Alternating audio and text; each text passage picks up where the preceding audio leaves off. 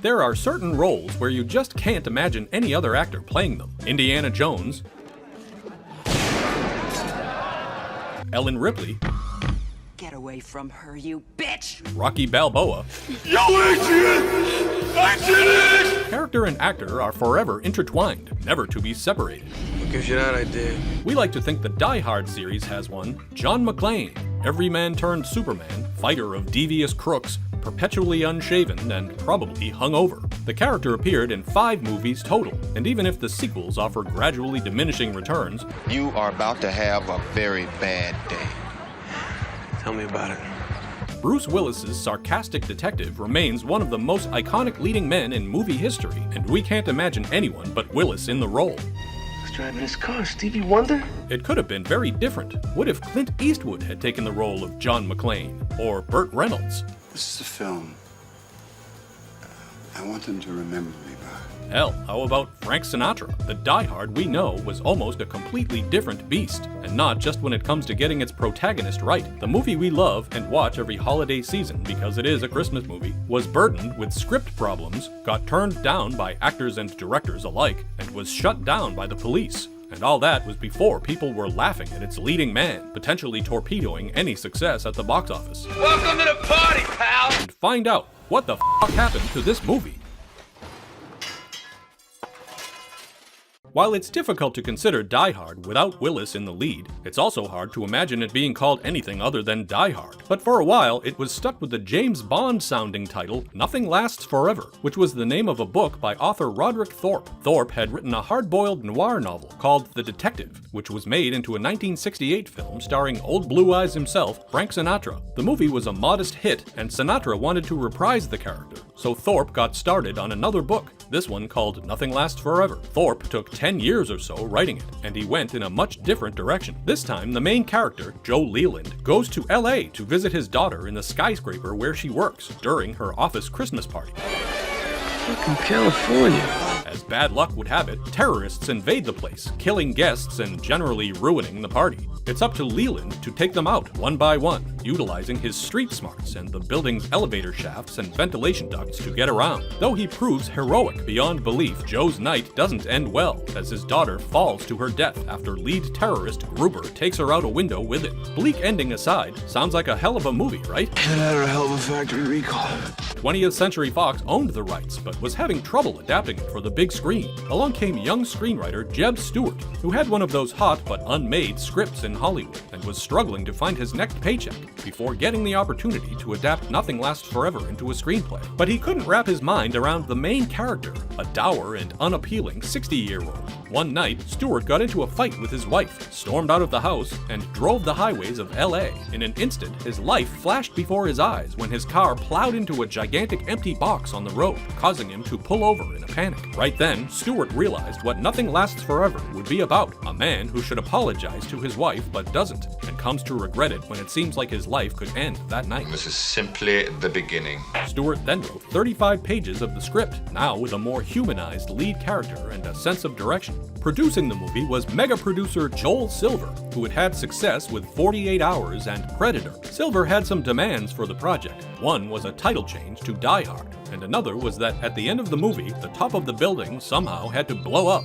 And while the Christmas setting was in the source novel, Silver insisted on retaining it for the movie, because he had also made Lethal Weapon the previous year and discovered there would be extra residual checks from annual December TV airings. Stewart made a key change of his own early on. He disliked the name Joe Leland and instead chose John McClane because it sounded strong and reminded him of his own Scottish roots. I'm dead sexy.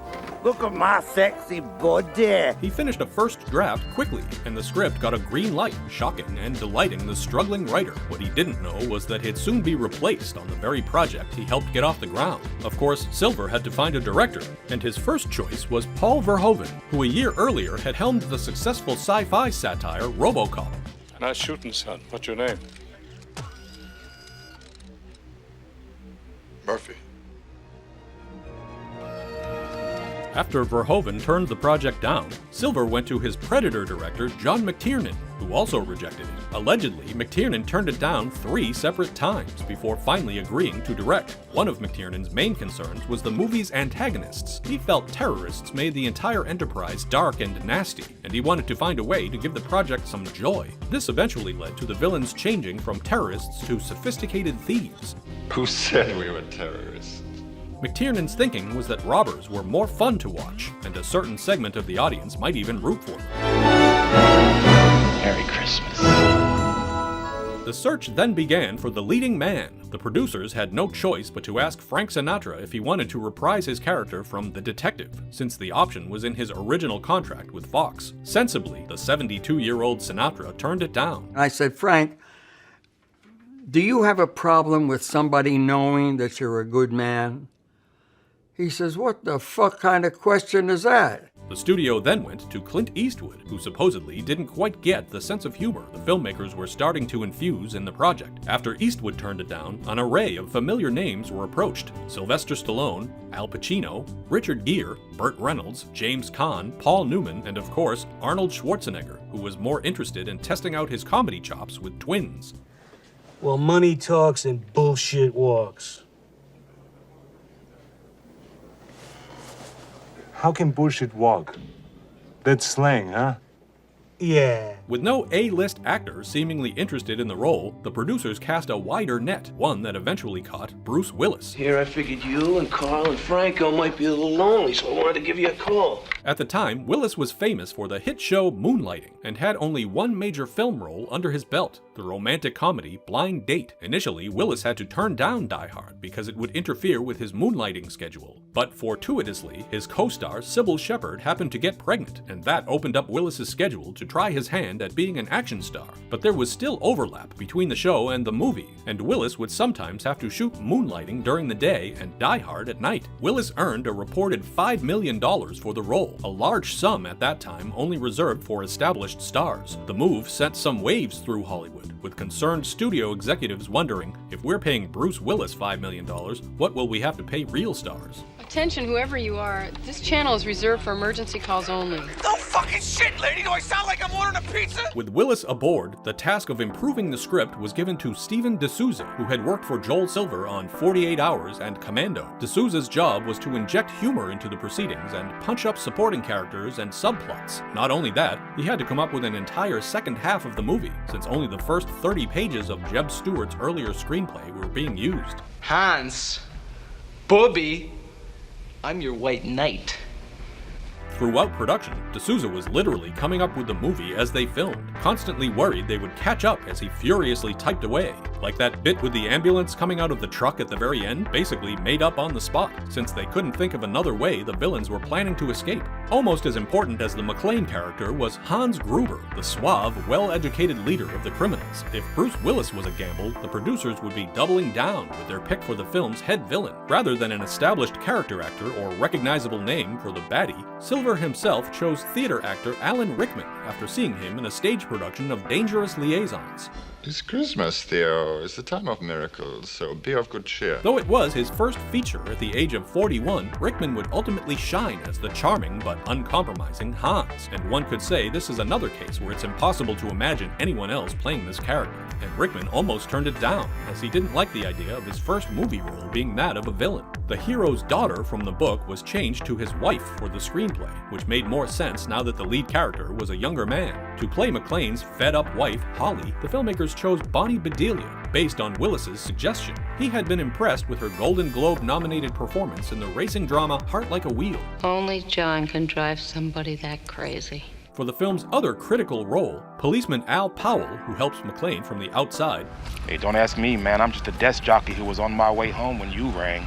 Some big names were allegedly considered, like Gene Hackman and Robert Duvall, but the producers went the other way and cast Reginald VelJohnson before Family Matters, turning Powell into another everyman like McClane. Originally a smaller part, the character was beefed up by D'Souza and became an integral part of McClane's journey. You just watch your ass and you'll make it out of there, you hear me? In fact, D'Souza was creating more material for supporting characters on the fly, not only to add flavor, but to give Bruce Willis a rest. The actor was becoming exhausted from simultaneously simultaneously shooting both Moonlighting and Die Hard, and the production needed to get him some downtime, so material without McClane was needed. This is why we got additional scenes with Holly and Hans, William Atherton's obnoxious TV newsman Richard Thornburg, and Al Powell's head-up-his-ass superior Dwayne T. Robinson. You listen to me, you little asshole. I'm a... Asshole? I'm not the one who just got butt-fucked on national TV, Dwayne. De Souza has said that anytime we're watching a scene featuring someone other than McClane, that meant Willis was at home sleeping. The final main character in the film was Nakatomi Plaza itself. Finding a skyscraper suitable for the massive amount of action and chaos wasn't too difficult, as Fox had one of its own that had just been built. Fox Plaza in Los Angeles was the headquarters of 20th Century Fox, and though many of its floors were occupied, it had open spaces at the top and bottom that were still under construction. Much of the film's action was shot on the building's empty floors, complete with gunfire and explosions. All that mayhem wasn't exactly appreciated by the many tenants who had to work during the day, including lawyers for the studio, who would constantly complain about the disruption. Unsurprisingly, McTiernan and company ultimately had to relegate much of the pyrotechnics to the hours after 5 p.m. Of course, they'd end up annoying the entire city when filming the multiple explosions that occur outside the building. Not to mention the spotlights that were seemingly on all night. But nothing would cross the line quite like the FBI's Johnson & Johnson swooping in via helicopter. Because those are real helicopters flying close to the street, production had planned on shooting the sequence for about 3 days. Unfortunately, the city told them they'd have a much tighter window to work with, 2 hours on a Sunday night. The filmmakers set up 24 cameras at various points throughout the neighborhood. They managed to get a single take before local authorities told them it was too dangerous and shut them down. So all those shots of the helicopters in the film are from that one and only take, accomplished in the span of about 30 minutes. Just like fucking Saigon! Hey, Slick! I was in junior high, dickhead. Shooting the film was Dutch cinematographer Jan de Bont, who would later go on to direct Speed and Twister.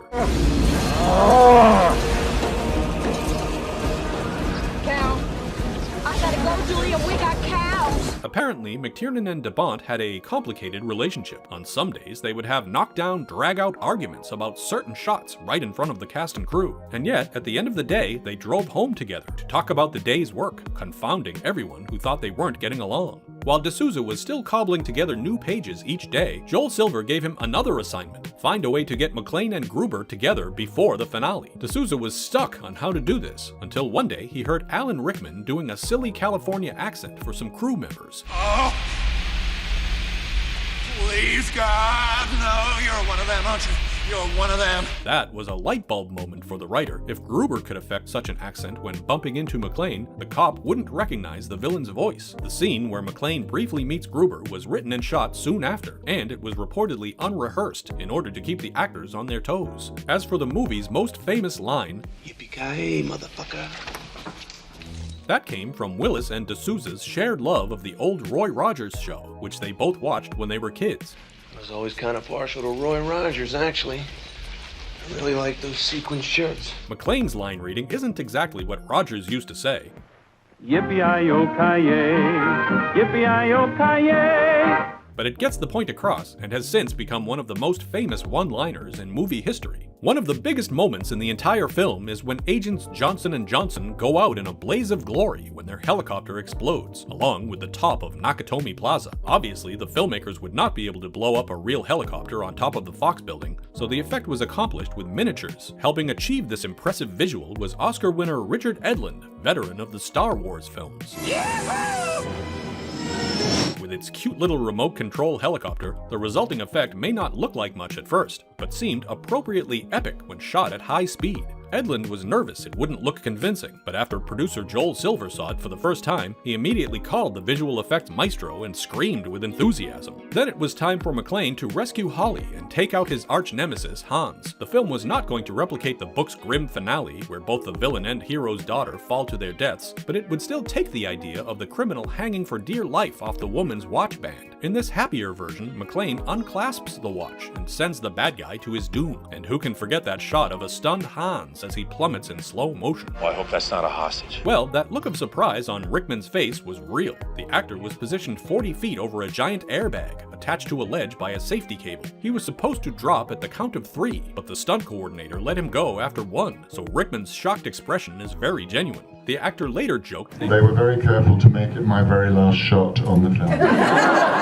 just in case anything went wrong. Thankfully, nothing did. After production wrapped, the filmmakers were tentatively optimistic about the final product, although marketing would prove to be tricky. Initially, Fox put the face of the movie's star, Bruce Willis, in the print ads and trailers. But word started to spread that the general public was put off by Willis's presence and had no interest in him as the lead in a grand action movie. People reportedly laughed when he appeared in the trailer, responding in disbelief that the wisecracking star of Moonlighting was being presented as an action hero.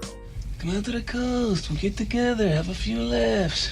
A concerned Fox started removing Willis's face from their print ads and posters, instead focusing on the building itself. I got a big problem down here. Shut it down. Shut it down now. But soon, test audiences started giving the film high grades, good enough to give the executives some relief. Die Hard was first given a limited release on July 15, 1988, where it performed extremely well. The following weekend, Die Hard went wide, making $7.1 million and finishing in third place at the box office. The reviews from the public and critics alike were glowing, and Fox swiftly put Willis front and center in their advertising. Incredibly, Die Hard never claimed the #1 spot at the box office, but that certainly doesn't mean it disappeared. In fact, it remained in the top 5 for more than 2 months. When all was said and done, Die Hard was the 7th highest grossing film of that year, and it nabbed 4 Oscar nominations, but won no statues. When the movie was released on home video in January of 1989, it was an instant phenomenon, spending 6 weeks as the most popular rental in the US. And all these years later, we're still talking about it. Dear Die Hard, you rock, especially when that guy was on the roof. P.S. Do you know Mad Max? Especially every holiday season, where it's recognized as one of the more popular Christmas movies of all time, whether you agree with the label or not. Die Hard is not a Christmas movie. It's a goddamn Bruce Willis movie. John McClane went on to appear in 4 more films. Are you aiming for these people? No. Maybe that's mine. And Bruce Willis was immediately transformed from small screen comedy star to A-list action movie tough guy. And while Willis went on to other movies, playing several variations of the snarky badass who laughs in the face of danger. Just once, I would like to hear you scream in pain. Play some rap music. You don't mind, do you? No. You sure? Oh, take it. I don't need it. John McClane is likely the character he'll always be remembered for. We'll let him close us out the only way he knows how, with a kick-ass one-liner. Happy trails, Hans.